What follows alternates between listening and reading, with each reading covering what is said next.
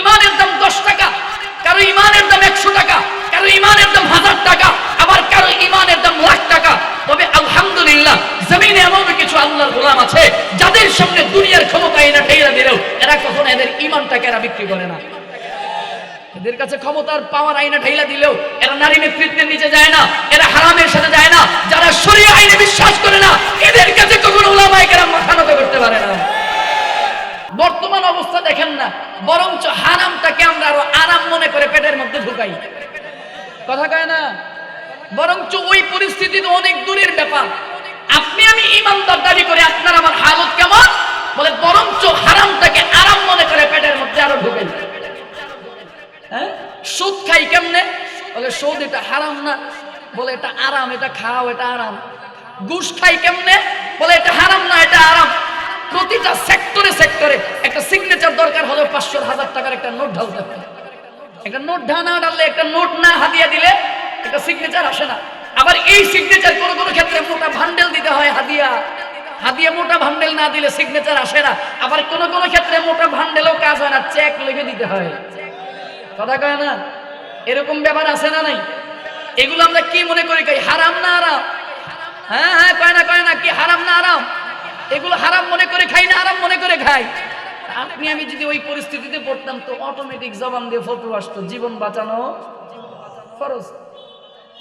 এই জন্য বলা হয় থাকে কারো ইমানের দাম 10 টাকা, কারো ইমানের দাম 100 টাকা, কারো ইমানের দাম 1000 টাকা, আবার কারো ইমানের দাম লাখ টাকা।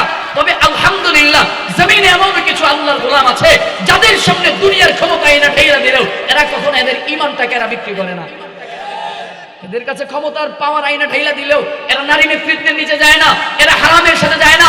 যারা শরীয়ত আইনে বিশ্বাস করে না এদের কাছে কখনো উলামায়ে কেরাম মাথা নত করতে পারে না।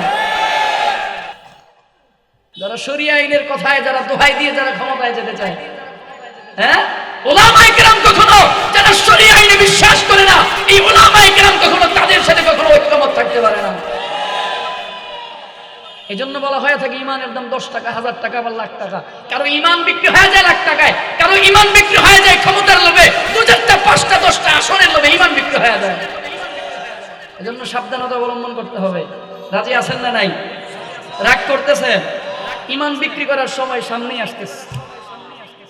আর কয়টা দিন পরে 1000 টাকার বিনিময়ে মাথা বিক্রি হয়ে যাবে, 2000 টাকার বিনিময়ে পরিবারের মাথা বিক্রি হয়ে যাবে, 5000 টাকার বিনিময়ে পুরো ফ্যামিলিটা বিক্রি হয়ে যাবে।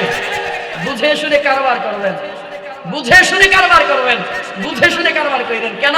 সিম্পল বলে যে আল্লাহর কসম কান ধরে বলি, আল্লাহর কসম আমি কোন দলের কথা বলি না, আমি আওয়ামী লীগের কথা বলি না, বিএনপির কথা বলছি না, জামাতের কথা বলছি না, চরমনাইয়ের কথা বলি না, খেলাফতের কথা বলছি না, হেফাজতের কথা বলি না। তবে আপনাদেরকে সতর্কতার জন্য বলে যাই, আপনি যাকে নির্বাচিত করবেন কি মনে হয় চরমনাই নির্বাচিত হয়ে গেলে কি মনে হয় গ্যারান্টি দিতে পারবেন দুর্নীতি করবে না? কথা কয় না?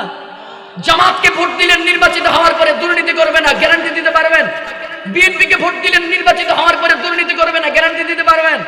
কিন্তু আফসোসের ব্যাপার হলো আপনি যাকে নির্বাচিত করলেন উনি যদি একটা গুনাহ করে, একটা দুর্নীতি করে, ওই এক গুনাহের কারণে আপনি ভোট দেওয়ার কারণে আপনার আমলনামায় অর্ধেক গুনাহ আসবে।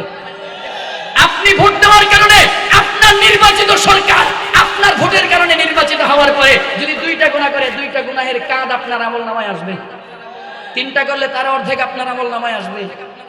আপনি আমি এত মগা কেন, এত বোকা কেন? নিজের খাইয়া নিজের পয়রা আমলনামায় গুনাহ কিনতে যাই? হ্যাঁ, কি নিজের খাইয়া নিজের পয়রা গুনাহ কিনতে যাই? এত বোকা কেন? এর জন্য সাবধান, বুঝে শুনে কারবার করেন, বুঝে শুনে কারবার করবেন। আল্লাহ বুঝার তৌফিক দান করুন, আমিন বলেন।